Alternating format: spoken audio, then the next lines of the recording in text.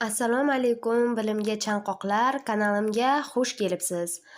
Bugun biz hujayralarning ichki dunyosiga qiziqarli sayohat qilamiz va oqsil sintezi uchun mas'ul bo'lgan mitta quvvat markazlari, ya'ni ribosomalar sirlarini ochamiz.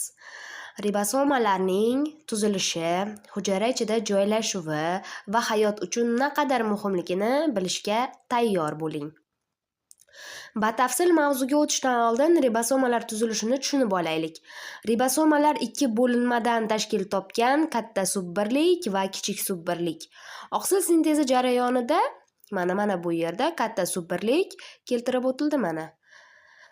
Pastki qismida esa kichik subbirliklardan tashkil topgan. Oqsil sintezi jarayonida bu subbirliklar birlashadi, ammo hujayrada alohida holatda ham mavjud bo'lishi mumkin.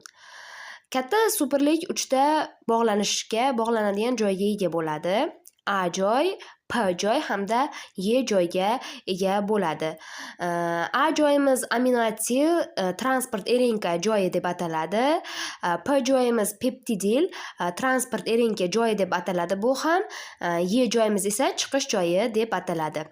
Kichik subbirlik esa translyatsiya jarayonida mRNKning to'g'ri joylashishini ta'minlashda muhim rol o'ynaydi. Endi ribosomalar hujayrada qayerda joylashishini ko'rib chiqamiz. Ribosomalar hujayraning turli joylarida uchraydi. Bu esa hujayra ichidagi jarayonlarning qanchalik faol ekanini ko'rsatadi. Ribosomalarning aksariyati sitoplazmada erkin holatda joylashgan bo'ladi. Bunday ribosomalar hujayra ichida faol hayot ko'rsatadigan oqsillarni sintezlaydilar. Ba'zi ribosomalar dag'al endoplazmatik to'rga, ya'ni DET birikkan bo'ladi, DETga. Aynan ribosomalar yopishganligi sababli u dag'al ko'rinishga ega bo'ladi.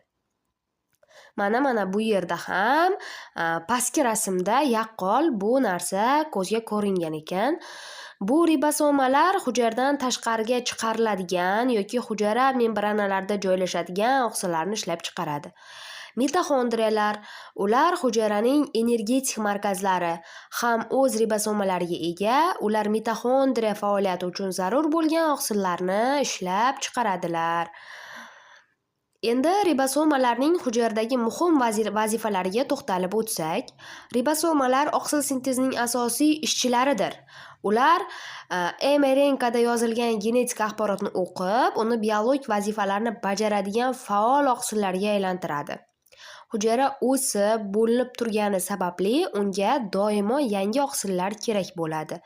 Ribosomalar hujayraning